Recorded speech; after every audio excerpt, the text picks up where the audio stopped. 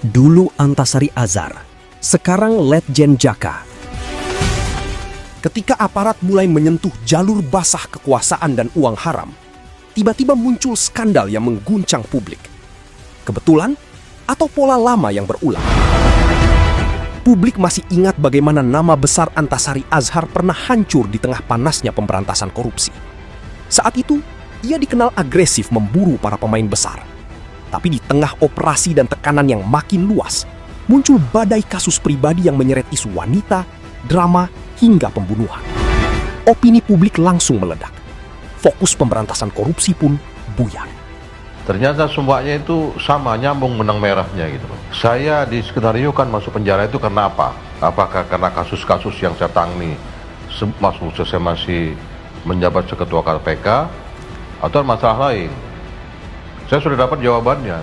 Ya memang ada keinginan untuk saya segera dipenjarakan supaya mereka mulus melakukan kegiatan-kegiatannya. Karena saya dianggap menghalangi kegiatan-kegiatan mereka.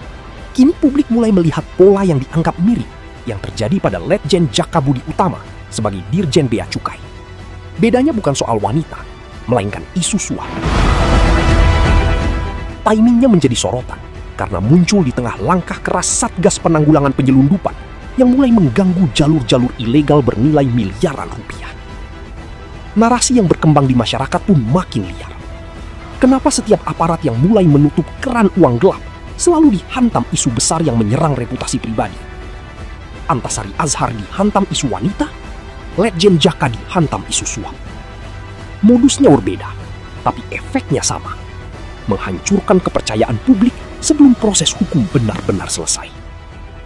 Yang membuat publik bertanya-tanya, setiap kali operasi besar menyentuh mafia kelas atas, selalu muncul perang opini yang brutal di media dan media sosial. Seolah target utamanya bukan sekedar proses hukum, tapi penghancuran karakter. Kita tahu dan paham bukan, oknum instansi mana yang selama ini membackingi oligarki. Kita juga pasti tahu, oknum instansi mana yang selama ini membackingi para mafia. Di era digital sekarang, trial by social media jauh lebih mematikan daripada ruang sidang. Sekali nama viral dengan framing negatif, publik langsung menghakimi bahkan sebelum fakta lengkap terbuka.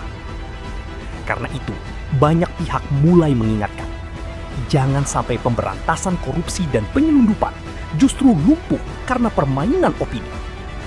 Sebab bila setiap aparat yang berani membongkar jaringan besar akhirnya dihancurkan lewat isu, fitnah, dan framing, maka yang paling diuntungkan bukan rakyat, melainkan para pemain lama yang selama ini nyaman menikmati gelapnya sistem.